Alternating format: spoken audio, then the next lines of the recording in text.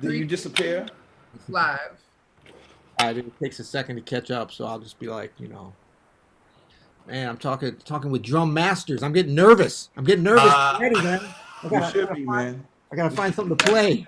Keep doing check, man. You know what I'm saying? Here we go. Here we go. You disappear? Oh, we're there. It's worldwide, y'all. What's up? What's up? Baby. Let's go. All right, I'm Peter Martin. Thank you guys for being here. It's Open Studio representing. We're having a little fun. We're calling this the what do we call this? The Bi-Continental. Okay, yeah. Let's keep But it. it's really well, for drums, it's only going to be bi. I would like to introduce our very, very special guest, Open Studio artist, and so much more. First of all, at the top of your screen there, the gentleman who is coming to you from Rome, Italy. This is none other than the wonderful Mr. Gregory Hutchinson, a.k.a. What it do, y'all? What it do? What it do? What's up? What's up? And below Greg here is the wonderful Edu Ribeiro coming to you. Are you in Sao Paulo? Yeah, I'm in São Paulo. Pleasure to be here with you guys. What's up, brother? What's up, brother? Oh, nice to be here. Yes, sir. Yes, sir. So we got a bunch of folks on already. We got Denver. Oh, we got Brazil, someplace called Curitiba. Curitiba. Curitiba, Yes, yeah. on the south, near from my hometown. Okay, awesome. There it is.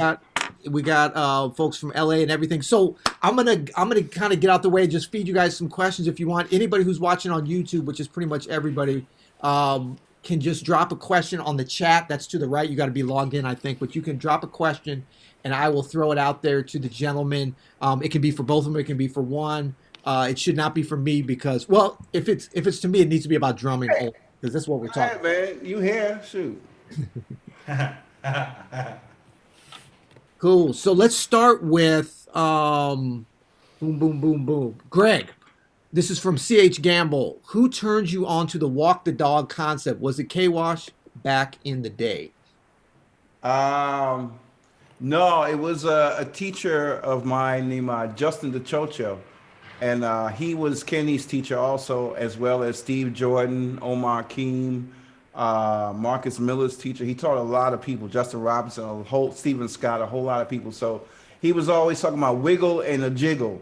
And then eventually it was walk the dog. So it's not, I mean, you can take any phrase you want. It's the feeling that of the whatever you sing to yourself that makes you go ding, ding, ding, ding, ding. So it can be whatever.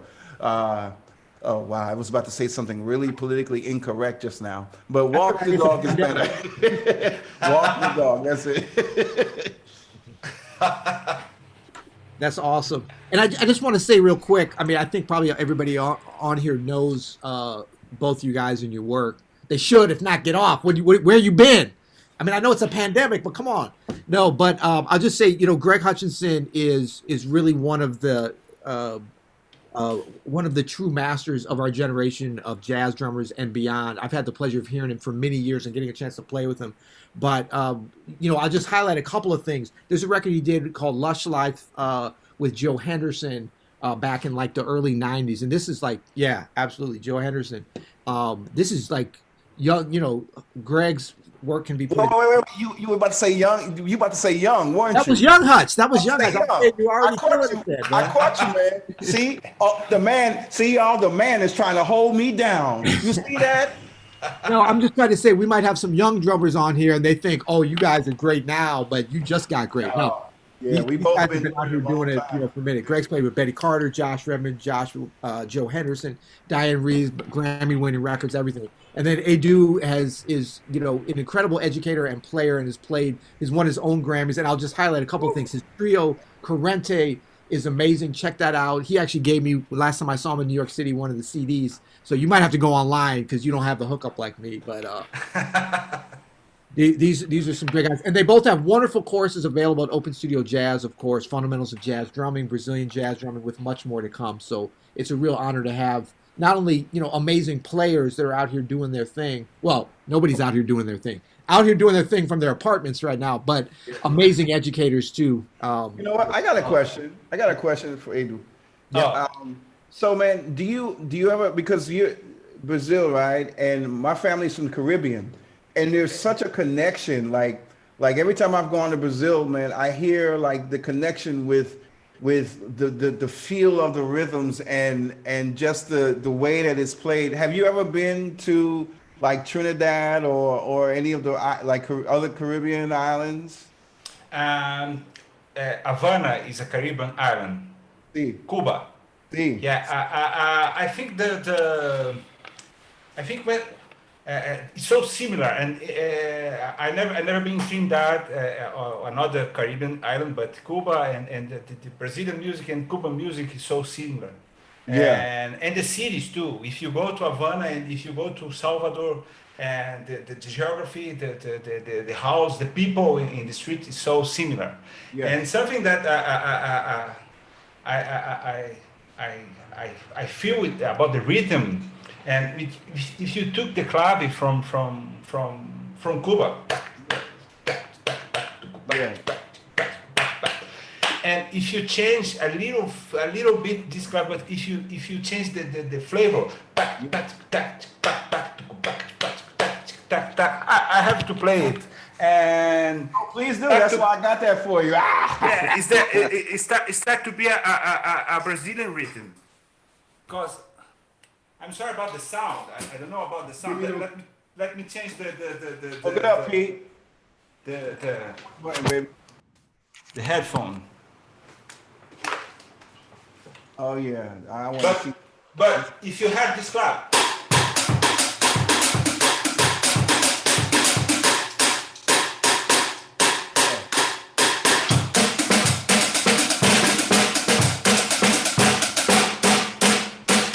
it's the same clap, but it's a different. It's that kind of feel.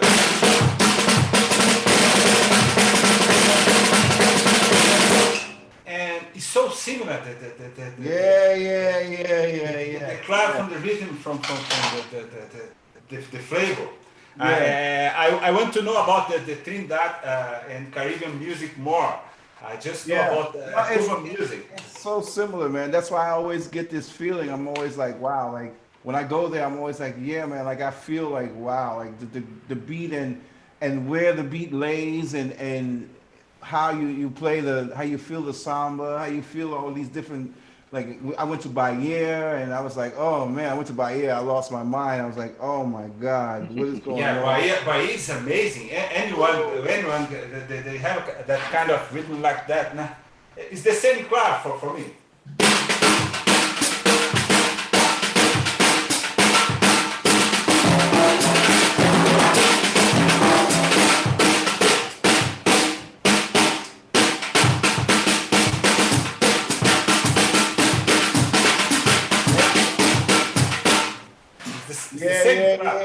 Yeah. So similar. I watched a video one time and these guys, they were playing like this. They were walking down the street and it was like boom boom boom and that shit was so soulful, man. I was like, wow, like woo. Yeah, something like.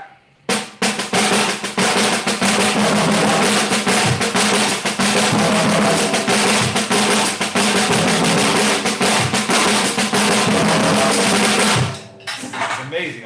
Bahia is magical. Man, see, look, we'll ask each other questions all day. Let the people. Okay, I'm sorry. Let the people go. I'm sorry. No. Keep it up, man. No, man.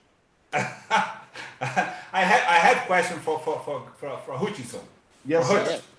Yeah. I listened too much two of your recordings. One of them was Scenes of Life with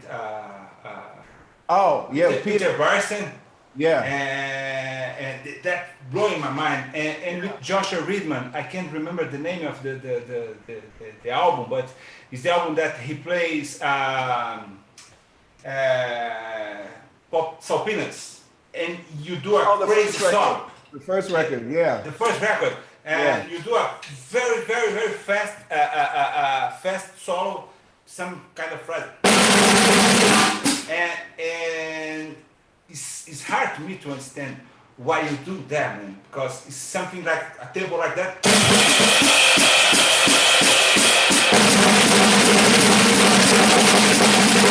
A lot of phrases like that. Yeah.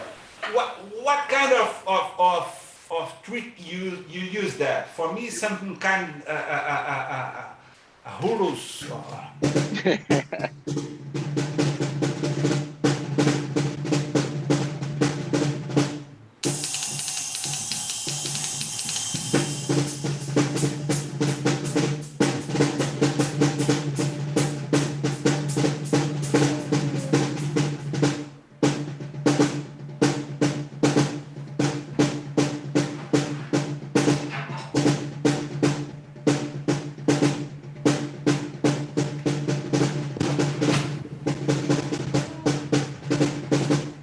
Just a variation of yeah.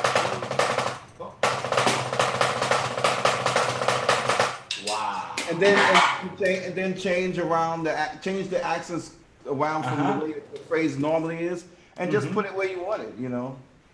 And, yeah, I'm very strange. Like I learned a lot, and then I learned a lot before I knew what I was doing, just on my own.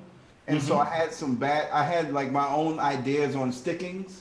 And then when I got with Smitty and with Kenny, I learned the right stickings, but I still had my own idea of ways to do things. So now this time off is great because I've been practicing, like I'm left-handed, but I was always right-handed everything. Are you a left-hander? Yeah, I'm left-handed. Wow, man. So now this whole time I've been playing all left-hand lead at home practicing, and I realized, wow, why did I make life so hard all these 30-something years I've been playing this? Wow, and if you change the drums, you can play? Yeah. Wow. There's a drummer here. I don't know. Do you know Hermeto Pascoal? Oh yeah. Yeah. His old drummer, Márcio Bahia, he's left-handed, but he used to play like a right-hander for a long time. He started to play like that, and he said that someday he changed it in the studio. In the studio there was a left-handed drum set, and he started to play and said, "Wow, that's good. That's easier for me." Wait, where's your face? You don't see your face. Oh, I'm sorry. I'm sorry. I was like, yeah, you got good shoulders, man. I have a t-shirt like that. I'm not prepared. No. I have to change it. Oh, this was an accident. I was working out in this shirt. I was doing my exercise in this. Oh, great! You do exercise. Me not. What's up, Pete? No questions? What's happening, man? No, this is great. I think folks are really enjoying it. I'll throw in a few, but then if you guys have let the people ask some questions. They probably want to know some stuff that's super important, you know. Go ahead, Edu. Yeah. Now, that recording that you're talking with Joey Henderson, is on that CD that you guys recording Take the Train? Yeah. That's amazing. Thank you for recording that. That was amazing. That was very scary. Very scary. Yeah, but I was super young. Super young. How old you are then? That's 92, right? 22? 22. Good. Yeah. Good. Yeah. But I always like talking about that record because I'm noticing a lot of I'll meet some young drummers and they're like, man, what was it like, playing with Hutch, 10 years ago? And I was like, well, that was great. I said, but you gotta understand, like that record, I mean, it's known, but I don't think it's known like it needs to be. A lot of times, drummers are overlooked. Like if we think about, McCoy Tyner for us as pianists, we just lost McCoy last month. But I mean, his first trio records when he's 22, 23 is some of his most amazing. I mean, he had a whole lifetime of amazing music, but you go back to the beginning, and I think for that, it's some great young Hutch, early Hutch. Yeah, but we get, as everyone does, those people always ask about records. Man, my thought process is that was cool, but that was so yesterday, and like we're here today, and like what can we do? Like what can we do now? Like I'm like, what can we do now with the music, and especially during this time? Like how can we? I think people are being even more creative now. I've seen some stuff online. Like I've met some drummers online that I'm like, damn, like the people are really like getting a chance to show who they are, and I think it's great. And I think during this period, man, we have to like just try and focus and learn something new that we don't know, So that's great. Thank you for the compliment on the record, but we going forward. Yeah. No, Yeah, I just meant start there. I hope. We hope. So here's a question. This is from our friend Clemens in Austria for Edu. Good, Clemens. We know Clemens, our man. Clemens asks, what recordings can you recommend, this is for Edu, for a student to get into Brazilian drumming? Ooh, Into good question. Brazilian drumming. Okay. Let me write this down. For me, it's so important to know some drummers in Brazil. The first one is Edison Machado, and you could check album. The name is Samba Novo in Portuguese. I don't know if you can understand in Portuguese, but I can write here. I will type it here. Oh yeah, that's awesome. Okay. What's the name again? So I got a pen. I'm a student. He's gonna type it in the chat. Are you doing it on YouTube? Oh no, you're doing it here. That's the album. I got it. The drummer is Edison Machado. Oh, I can get it, from you, Pete, Yeah? And because Edison Machado is the first one that has the mixing between jazz music. He loves Elvin Jones. Yeah. I love too, but he was the first one that started mixing that. Before him, people play samba like that on the just in the drums.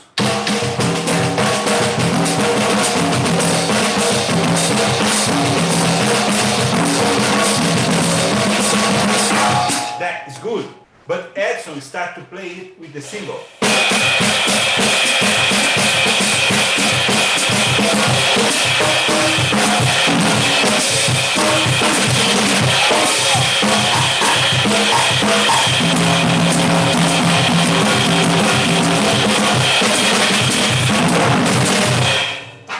So that is so important for me, Edison Machado. And with this album is great. There's another album that is A Vontade, Mesmo. Is Raul de Souza.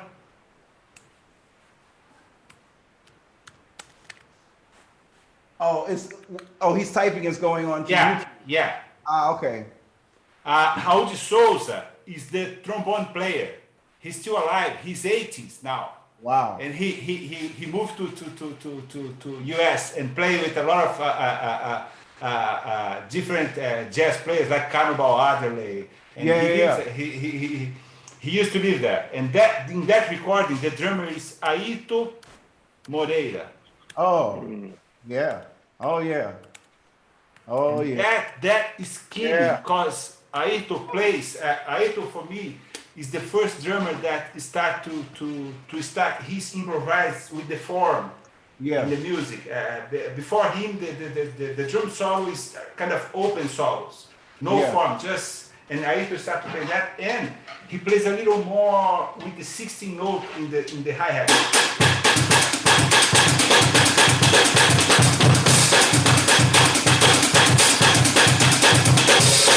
And he plays a lot with the mix with the brush.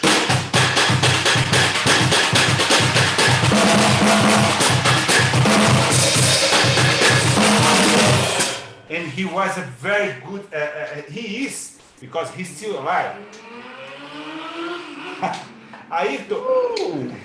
Ayrto lives in Curitiba.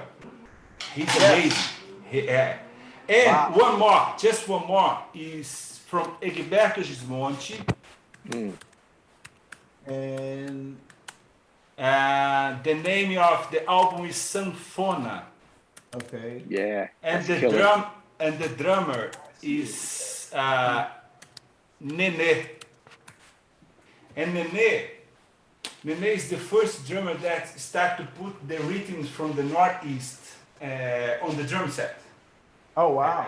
Because people start to play a lot of samba and bossa nova, and Nene is not the first, of course, but he's one of that take the technique of the drummer and put from the drum set, and he plays something like kind of bayon that people just play like that, and Nene start to play like that.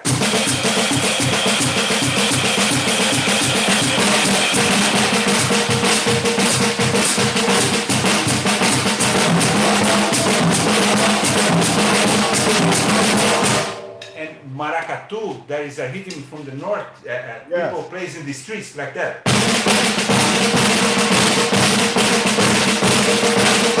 And in that record, Nene takes that rhythm and put for the drum set is magical like that.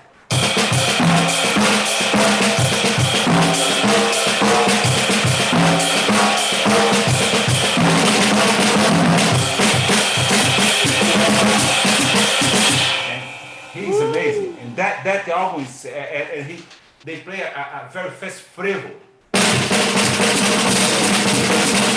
and he just take these two sticks and put for the single.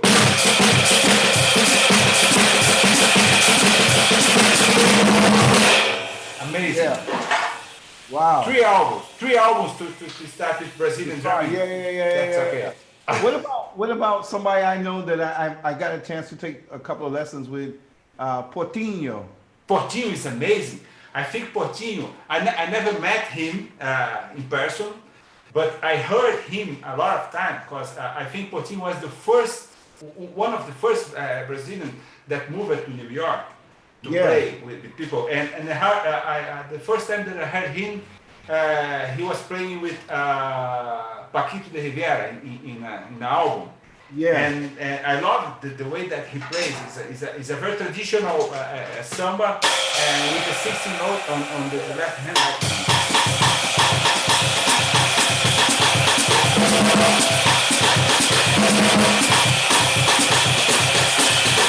And he's I would love to meet him in person. Oh, he's great, man. Woo! He's great. You guys just got a free lesson. Look at that. You got to go sign up for his lessons, man. I'm about to take his lessons myself. Shit. That's right. I'm start from level 1. Shit. I'll just get that. Okay, good. Yeah. Great stuff, guys. Okay, we got a question. I knew this was going to come up. See, I've been a part of and produced enough and seen enough drum courses now to know all about this, even though I don't play drums. But we'll start with you, Greg. Any thoughts about traditional versus match grip, or should one master both grips? Try both. I mean, different situations will come up. And so sometimes you find that you can get around some things easier, as opposed to, I play a lot of traditional grip.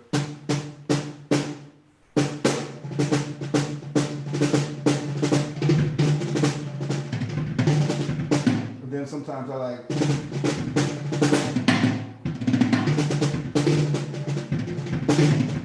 it depends on what I want to do.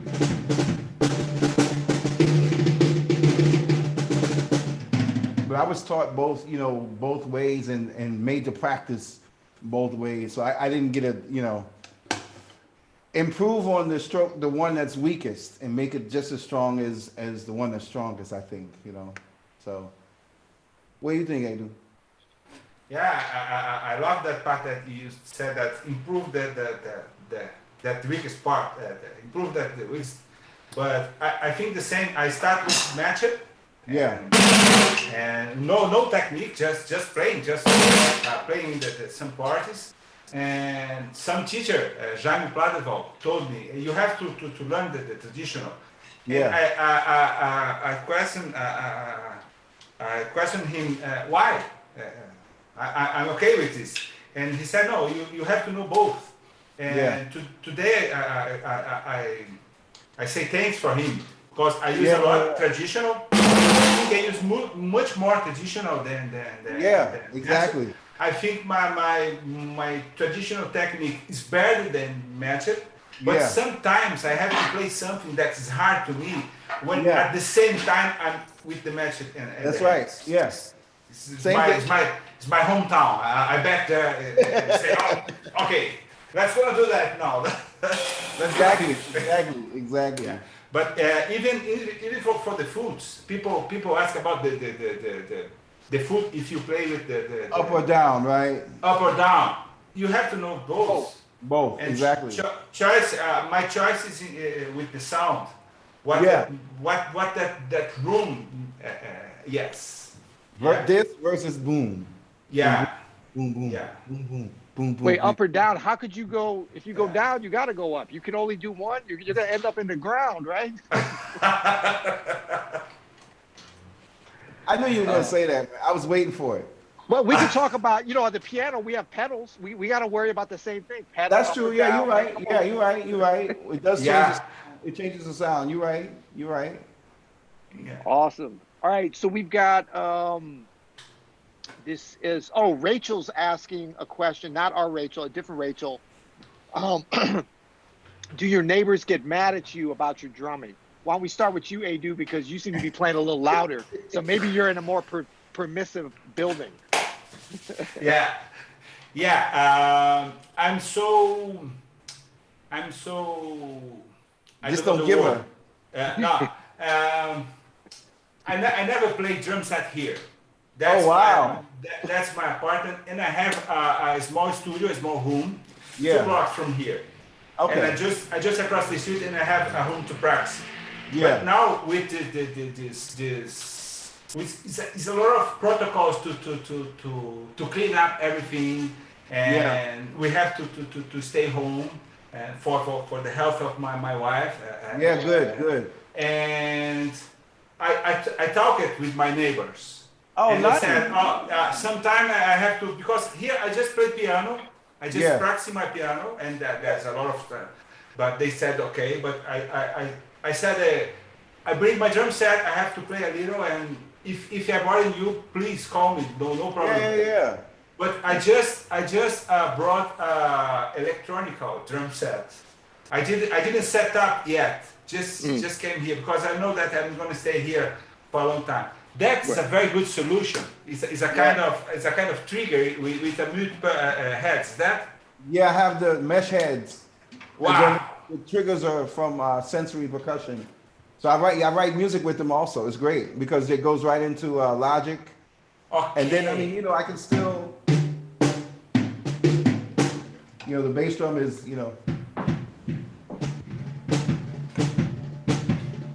Great. So it's I can't really hear it. And the thing you have to be careful is that the mesh heads give one feel and the real heads are completely different. Yeah. So it's like, it's really, sometimes it's like, oh yeah, okay. So my neighbors are a little older, so if I could tell if I bought a snare drum and start smacking it, oh man, I'd probably kill half the building. And how about the cymbals? This is that kind of low volume. Yeah.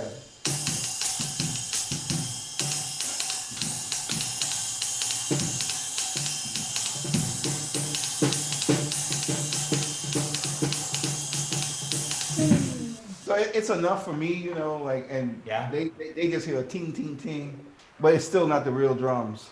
So it works, I can still teach because essentially I'm not playing in the lesson yet. The students is playing the lesson, so it still works. Mm-hmm. Great. So Edu, you were talking about, cleaning protocols. What we're doing at the studio here, well, it's just me here in the studio. This works really well. I use this with a towel. It's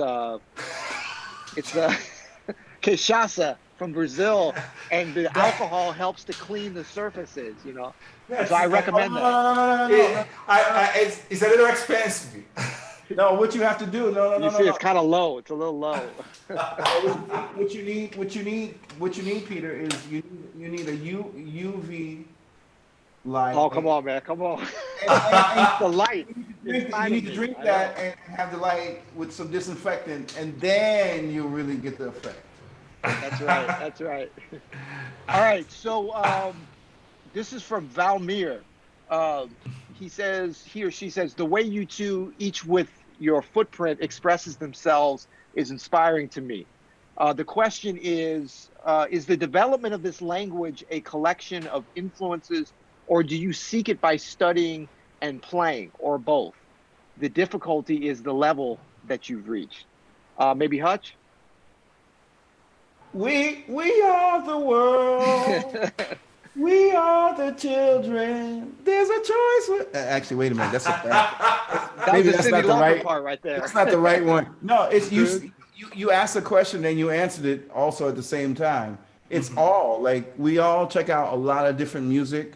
That's the only way we can bring something new back to what we're doing. And we're all students and fans of other musics also. So, you know, everyone here is a total musician that plays everything, that likes all styles of music. So the only way to do that is you have to listen to everything and incorporate it, and then you get better, I think. Yeah, I think the same. Everything that you listen, that you hear in your life, even that things that when you are not, and you are listening, you are not paying attention like something important for your music, but it's your father listening when you are a kid, and is your wife listening, and your son listening, and in the streets, every music makes difference in your life, in your foundation, and make influence.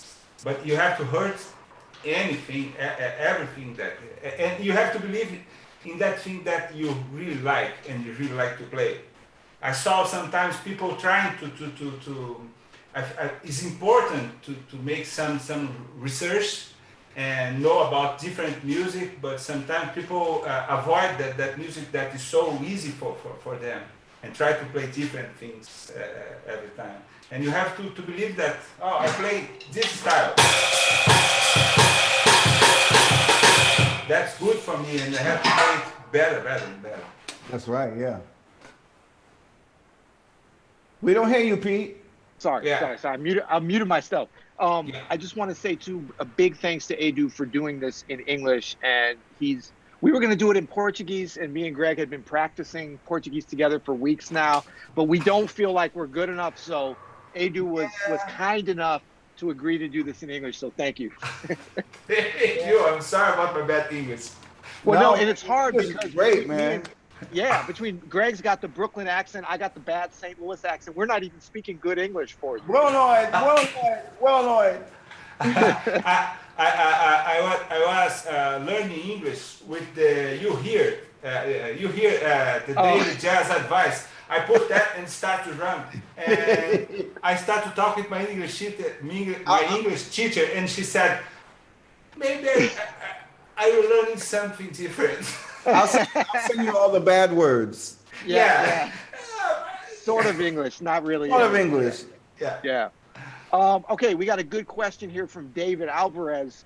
He's asking, when playing with a bassist you've never played with before, what are you looking or hearing for in order to ensure things lock up, as in you and the bass? Greg? I think a sense of time, a sense of the feeling, the rhythmic approach he has, the notes he's playing, he or she, I'm sorry. I don't know, it's hard, it's you feel it. You know exactly right at the moment from the first note, you say, oh yeah, or you say, oh. Gonna be a long night. It's gonna be a long night. Johnny Gill, it's gonna be a long night. No, so you know right away, and then as the drummer, like it's up to you to find a way to make it feel good. You know what I mean? Like you can't just be like fight each other all night, because that doesn't serve the band. So you have to understand from the first note. You can't take like a whole song to figure the shit out. It has to be figured out like within that first two measures. For me, really, I like those first two beats, and then we find out, okay, if that's where he is, cool. Let's go here, and then slowly we'll see if we try to take him here, if he can go there, or he or she can't go there, then we stay there. Well, and I just want to say one thing, because I know a lot of you think, oh, you know, Greg's always playing with Reuben Rogers or Christian McBride, all these great bass players. But I've seen Greg before in some of those situations. Oh, it's going to be a long night. And he has, and I'm sure Edu does this as well, has an ability to, first of all, you can't go dark on, I mean, the situation is what it is, right? And so I've seen Greg elevate bass players and whole rhythm sections. And he's done it for me sometimes when I was kind of like starting to phone it in. And I'll look over and Greg will like, he'll kind of put his shoulders up a little bit. Come on, let's do this. So you're never stuck. But wait, but what I have to say, at the end of the night, then I kicked that ass. But, but at the end, I'm joking. I'm joking. We don't have any violence on the bandstand. No, we you know, everybody plays differently, right? We all play differently. So that's actually the fun part is that, man. Like, don't you like that, Edu? If you meet someone new and you have to play with them, you've never played with them before. This is the adventure. That's why we play music. It's like, oh shit, someone new. Like, I don't want to keep playing with the same people that all the time you know what's gonna happen. No, man, I want to play with someone that I have no idea what's gonna happen. You know what I mean? So yeah, it's the same. Sometimes on the how you said on the first or second measure, you just know if you talk the same language or not. That's but right. If you realize that it's not the same language, like we are doing that conversation now, we have to try to do that habits, and you have to try to play with the bass player or with the band, the rest of the band. It's not just the bass player. Sometimes the piano player plays different or plays with the sense of time different of your time. Or the guitar player in Brazil, we have a lot of guitar players that plays with the rhythm section rhythmically. And sometimes the time is different. You have to listen it and try to play together. I think that's right. The key is listening. Listen and try to make it better. To don't be a long night, like you said. Yeah, try to make the music better, the night better. All the time. Yeah. Yeah. All right. This one's for you, Edu, from Mark. Or it could be for both of you. But is the pandeiro? You can tell me if I'm saying that right. Is the pandeiro part of Brazilian jazz? I mean, Brazilian drummer training. What is training? It's like a word. Do you have to know it? Yeah. Of course, because in Brazilian drumming, I know that is not a Brazilian instrument. That is American instrument. It's not American. The tambourine? No, drum set. The drum set. Drum set. Oh yeah. Okay, okay. I got you. We thought you were talking about the pandeiro. I was like, oh. No. Like you can't even find one of this. It's hard to buy them. The drum set is not a Brazilian instrument. See. But the instruments from percussion is Brazilian instrument, and we have to try to transpose the percussion to the drum set. And if you play pandeiro and surdo and tambourine, we have to catch everything here. And, if you know the percussion, you know what are you imitating. If you don't know that, you are imitating something that someone imitated to you. That's right. And you go. That's something that I think when I try to learn Cuban music, for example. If I know Cuban music from the Brazilian guy that heard that, teach me, or American guy or a French guy that teach me, it's different when you go there. That's and right. Play the instrument and say, oh, that instrument makes that part in that rhythm is different. And for me, you don't have to play pandeiro so well. Yeah. It's hard to play pandeiro. So hard. I have pandeiro, I practice them, but it's a different thing. But the sound, I imitate with my hi-hat, I imitate the pandeiro all the time.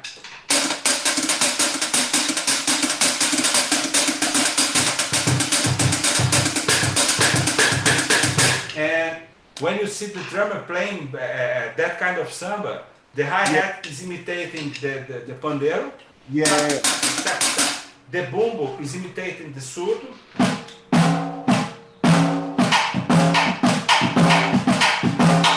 And the left hand in the cross stick is imitating the tambourine. And you put together.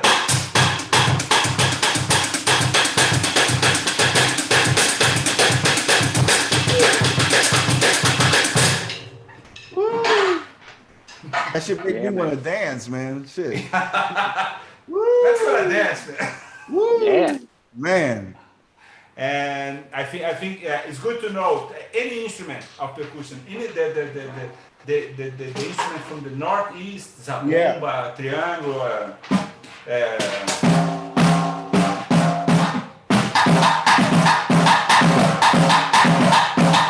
it's a different instrument that you have to transpose for your drum set and for that. And you have to know the sound of the sounds. The sound, yeah. Woo. Yeah. I love this, man. Great. So, Greg, just on that, like I know I've been with you before, even on like recording sessions and stuff, where you will, you know, you don't always do a lot of percussion, but you'll pull out a tambourine or a what's the clave thing? The I don't know. Come on, man, I'm a piano player. Just talk about percussion, like the choices you make. No, the thing, cowbell. Yeah, cowbell. But like, how do you make those decisions? Because I remember we were at a recording session on my trio record a few years ago, and I wrote this tune. It was our first time playing it, and you were like, we played through it once. I was like, dang, you know, you nailed exactly what I was thinking. You were like, hold up, let's do another take. And I couldn't really see you because we were, I mean, you know, behind the piano or whatever. And you put like a tambourine on the floor tom or something, and like played the same groove, but it like gave that perfect. Like, how do you make the decision where it's not just a novelty to bring something in, like the sound, like he just said it. Everything he just said, you understanding exactly that. What is the sound of that song? So, or the sound of the rhythm, or what are we playing exactly? You know, so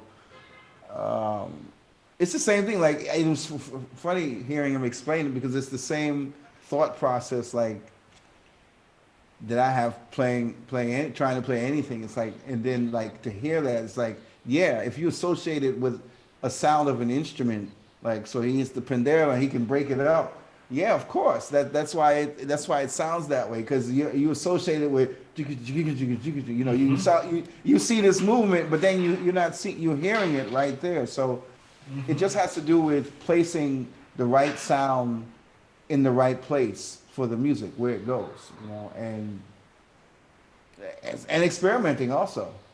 I mean, I think I think that there's a thing too. I know this, 'cause I've seen you do this. There's that other part though, that's a willingness to say, okay, that was, because what you played the first time was killing the take, but like to be like, okay, wait, is there something else that can be like just a mindset where you're like, it's not that it's never enough, but it's like, okay, what is the element? Because you've done that before. I've been playing solos. I've been like, I'm feeling good, and you'll play something that just kind of sets things up to even go to the next level. It's like that willingness to go next level with the groove. It's all in the spur of the moment. We see what it's anything we do, all of us. In that moment, what happens. And you know, I hate. You know me. I don't like to go back and like let's do another one, and you know, like whatever happens. I think it was meant to happen. You know. Barring a catastrophe, you know, but anything in the music, I think that's the moment that was supposed to happen, you know, for whatever reason. But don't put that take out though. I've got it. Greg, this is from CH Gambler. Can you also define what's a wide beat? I remember you mentioning Billy Higgins. Is it a legato approach to playing time on the ride? Billy was, you know,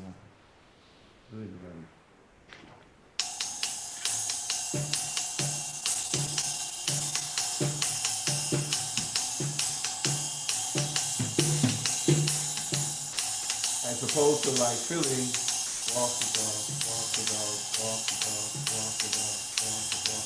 As opposed to Alvin.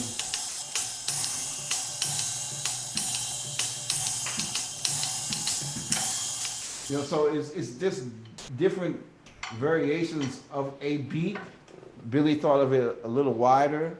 I think once you learn, you're gonna come to your own beat and what feels good for you. I think the best thing is to check out a lot of different music, a lot of different drummers, and that'll influence how you play the beat. How you want to play it. There's no right or wrong way. It's just a personal preference. So I'm still trying to learn shit. What you say, Pete? Pete's Why you keep muted. muting us? Oh, sorry. I said great. That was all I said. I have a question. Yeah. Could I do about that? Greg, when you play different, for me, it's a kind of accent when Billy does or when you're imitating Elvin or Philly Joy.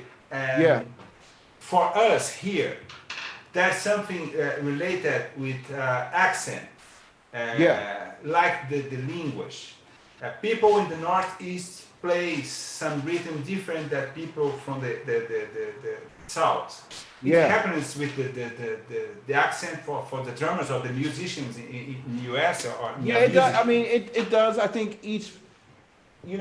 I think it used to more so older, like the cats that like coming up in the 50s, like different cats from different places really had a different sound. I think now, because you have the internet and cats study, the sound is, but you could tell this cat is from Pittsburgh or, from New York or whatever. And now it's more kind of, everybody is, the influence is so crazy. Yeah. Yeah.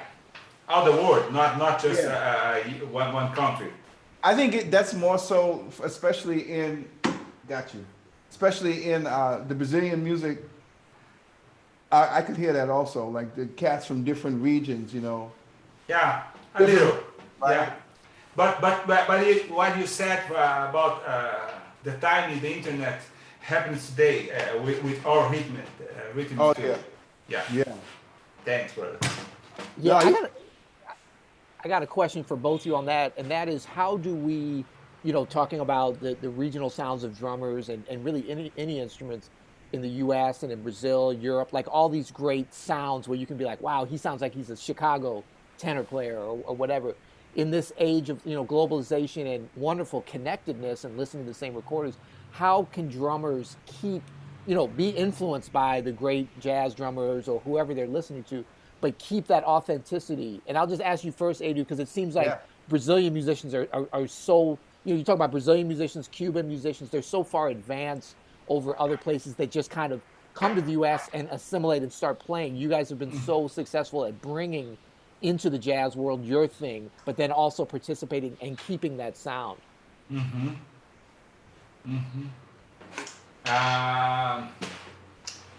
not sure if I got everything that you talk, but to be authentic today with a lot of different things happen, I think that the most important thing that is you have to practice and to be prepared to play what do you want to play and believes in what do you like to play, and because there is a lot of information, a lot of influence coming for you every day. If you want to keep everything, you can do that, and you don't have time to do everything. Something that happens to me, even in Brazilian music, in jazz or Cuban, but I try some drummers that I really love, and Hutch is one of them, and spend a lot of time listening them. And after a month listen just Hutchinson or just Philly Joy or just Ayrto or just Edison Machado, I take some new words, new jokes. To say that I take in my vocabulary and I start to talk with people. That's not a problem. I always learned different words with my family. That's right. We talk at home and different significance for this symbol. If my son say that this is a crash, and maybe I start to say the same thing. Yeah.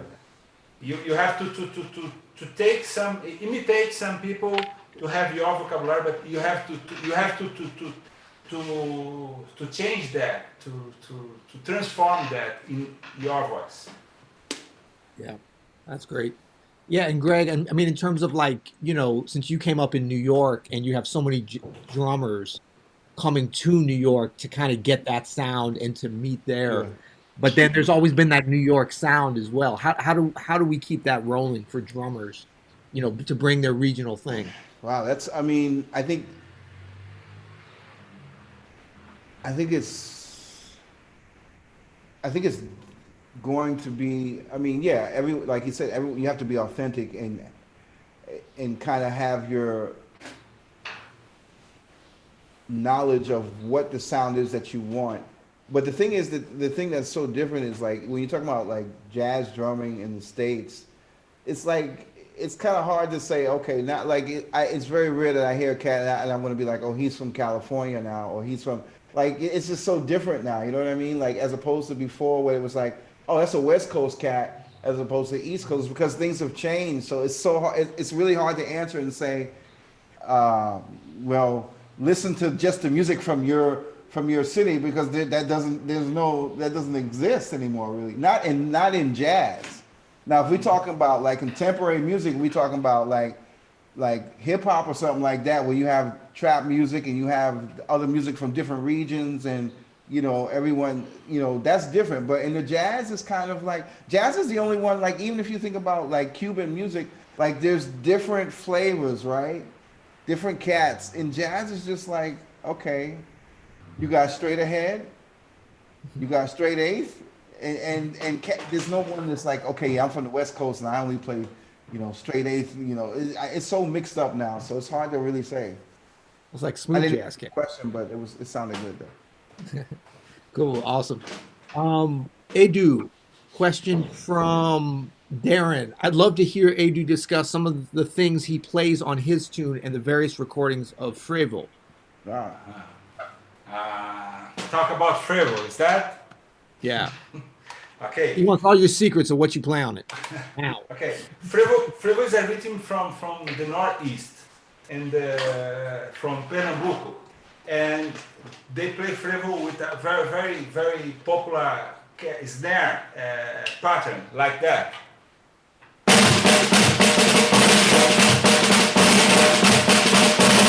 And with the bass drum on the surdo plays on tempo, but the first is closer, the second open.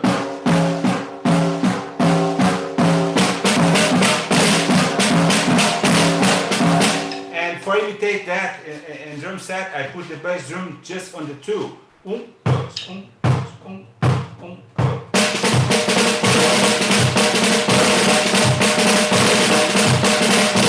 But I don't like that sound of the snare drum to play with the band with piano and there is a tambourine that does that rhythm like that.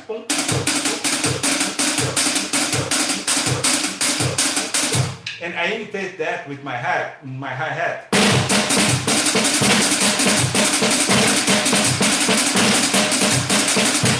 And I can put that in my hi-hat cymbal.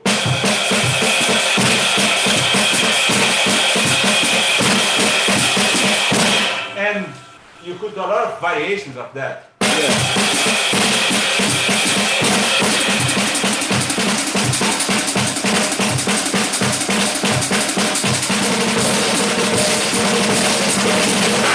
But the important thing is know the rhythm and try to translate the rhythm for the drum set. Know the part of the snare drum, the surdo, and and that is a kind of jazz thing, or the improvisation, the music with improvisation. And when you get that, you put it in a different harmony and different players playing, and you have to make a conversation with them about the music with this rhythm. Yeah. Ooh, that's killing me. Shit, I'm getting a lesson. A free lesson, y'all. Greg, question from Valmir. Could you demonstrate how you use your fingers on the skin of the box to complement the groove when playing something lighter? On the skin of the box? Yeah, is that like a drum term? Skin of the box? I don't understand. Maybe ask him again. On the skin. Box is snare drum. Oh, really? Skin of snare drum. That guy is Brazilian guy. He used the Google Translate. The box in Brazil is snare drum. What's the question, Pete? Can I what? Can you demonstrate how you use fingers on the skin of on the snare to complement the groove when you're playing something lighter? Yeah. You know, like when you do the hand. You know. Play the hand. Oh, well, you're not gonna. You know what? You're not gonna hear it on here. It's gonna be very light on here because it's a mesh pad, so you won't hear anything. But I tell you what, you go check out Joe Jones, Papa Joe Jones, a record called Sweet Georgia Brown, and you'll understand what that is, how to play with the hands, because he was a master at playing with the hands and getting different sounds and knowing how to do that, you know. But there's a record I did early on with Eric Reed where I play with my hands called It's All Right to Swing, and then there's a song we did called Wade in the Water, and I play with the hands there, so I don't have to. All Right to Swing, is that the name of the recording? It's All Right to Swing is one. Yep. And The Swing and I is another record, yeah. The Swing and I. You guys swing it all on it? Hey, man. No, man, the trio records with Eric Reed, actually somebody mentioned them on the chat here earlier. We're talking about how much they liked your playing. Those are some great, I know I'm not supposed to go back in time. Those are some great records. Oh, it was fun, man. It was fun. A learning experience, young, being crazy, being in LA. Like, wow, LA, wow. Then living there, then being like, wow, LA, okay, goodbye. So we just got a couple more minutes. We're actually right at 1 hour, and I don't want to keep you guys because I know you guys got gigs to go out to. You got to go to the beach. You got places. I'm just gonna make dinner. You know, it's okay. No, I'm just joking. No, but it's a little later. It's a little later in Italy, and you know Brazil is always jumping off. But we had Pick and Stone, who's one of our longtime members and friends here. This is totally unrelated to anything, but I like it. So he said, and I love Brazilian food, fried yuca, stew, sausage. I'm hungry, feijoada. Not really related, but I'm waiting the end of the social isolation to come out to have a feijoada because I can't do that here. That's right. Wow. Wait, feijoada, is it Tuesday? What's the day of the week for feijoada? Saturday. Oh, Saturday. Okay. For me, Saturday. People used to go in Wednesday, but it's so hard, man. If you had it at lunch, your day is finished. Wow. You go to sleep. Yeah. And do they have this totally? Do they have vegan feijoada by any chance? Vegan feijoada. You have vegan everything. You have vegan drummer. It don't taste as good. Vegan drum set. Vegan drum set. Plastic. Vegan cymbal. Vegan drummer is the one that play real light. Oh man. Man, you play like a vegan drummer, man. I'm sorry. Okay, Sergi asked, man, you guys, you know what? I wasn't going to say, okay, here we go. Sergi just asked, we'll do one more for each of you. That's cool, guys. Edu, do you play every time 16 notes with right hand in samba? Can you show some patterns with syncopated hat? Okay. I play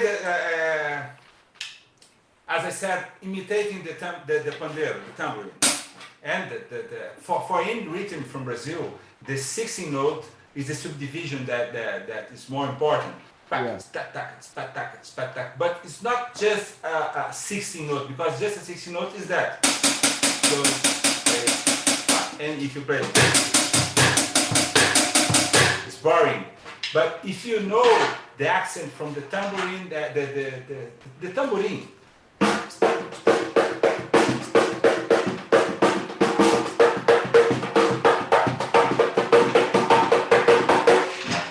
If you try to make the accentuation, make the accentuation with your hi-hat from this phrase.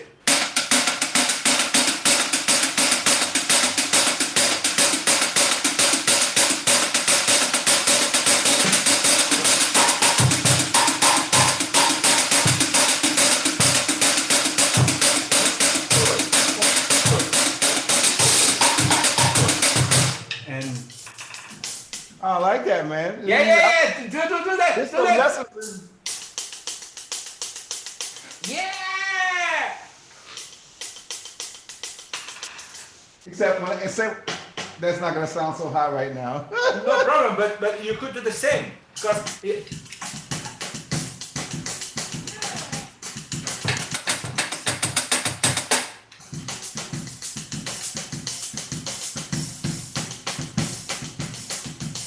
Man, I'm gonna take the lessons.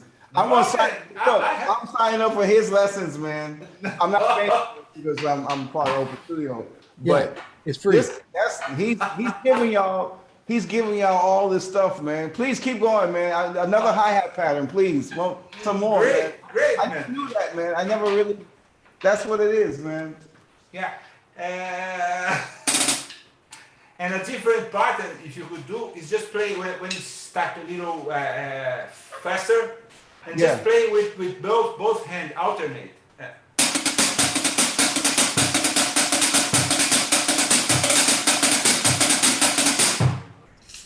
Oh, do it again.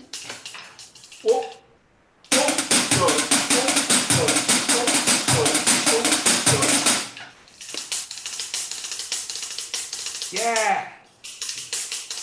Okay. Yeah.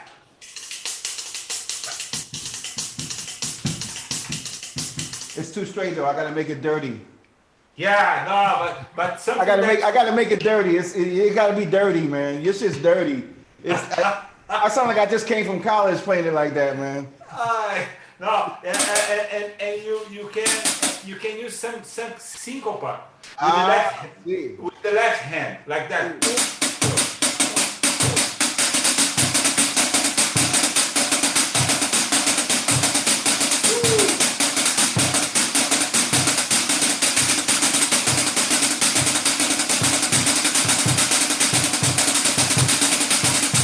That's very good to play with bursts.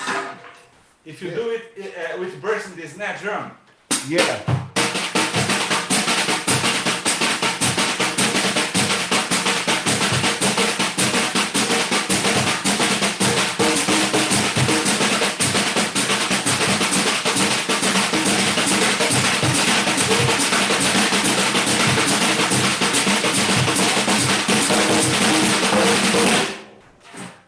So on your courses, all of this is in the Open Studio too, right? Yeah, a little. The other things is that. Yeah. I'm getting them. Oh, no. Yeah, really. Oh. That's awesome stuff. So Greg, I know you're doing some. I hope I don't put you guys on the spot. Are you still doing some online Skype lessons? Is that available? Yeah, man. All they gotta do is hit me at Greg Hutchinson at me.com. Greg Hutchinson at me. I could just type it in here, right? Yeah, put it on there. We got you. And then Edu, are you doing any Skype lessons or are you? Yeah. Let me say, you could go and. I would encourage everybody. You have access. It's a very special time to have access to some fabulous drummers and just musicians in general that are, and especially guys like Edu and Greg that, as you see, are not only just fantastic players, obviously, but really just interesting people to be able to pick their brain. So I'm gonna get lessons with both of you guys. I don't know if I'm gonna be able to do the hi-hat thing. We're gonna start with the rudiments. I don't know if you guys are cool to go back to that. But they're wonderful educators, very experienced, and just joyous musicians. So if you have the means and the time, please reach out to them. We're going to put a link to both their email address. You can contact them directly, and of course, they both have the courses on Open Studio. Yeah. In the course, and as Greg said, in the course of Open Studio course, it's okay that there is a lot of things a lot of stuff there. Yeah, absolutely. Right. With a good translation, that's better. It's not my English talk. It's my Portuguese talk with subtitles. That's very good. It's actually, the Portuguese is so much more beautiful language. It's great. I don't understand it, but I just sit and listen to it sometimes. Oh, it's a beautiful language. Oh my God. What? As English is a beautiful English. Sometimes I wrote some books in English, and Yeah. I read the book, and I just take 5% after the book. That's very nice book. 5% is very. That's good. I understand, Frank. It's like being married.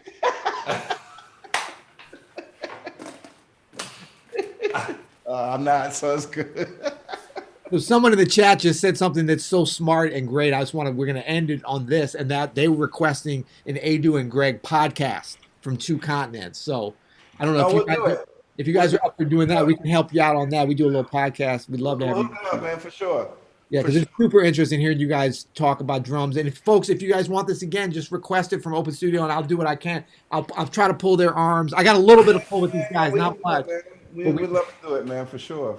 Yeah, me too. So thank you, Greg. Thank you, Edu. And, we'll be talking soon. And thank you guys all for tuning in.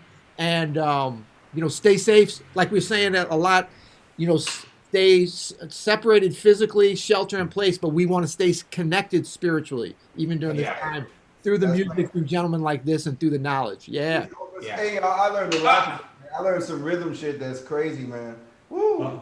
Oh man! Oh, hey guys. I'm sorry, I'm not with the Open Studio shirt, but here is in my heart. It says Open Studio, and let me say that was an honor for me to be here too, with man. you guys. Thank you. Hutch, I'm listening to you for a long time, man. I know, man. I'm spending a lot of time trying to play with that beautiful sound, man. And Listen, Peter, I got a lot to study, man. I'm going back in there.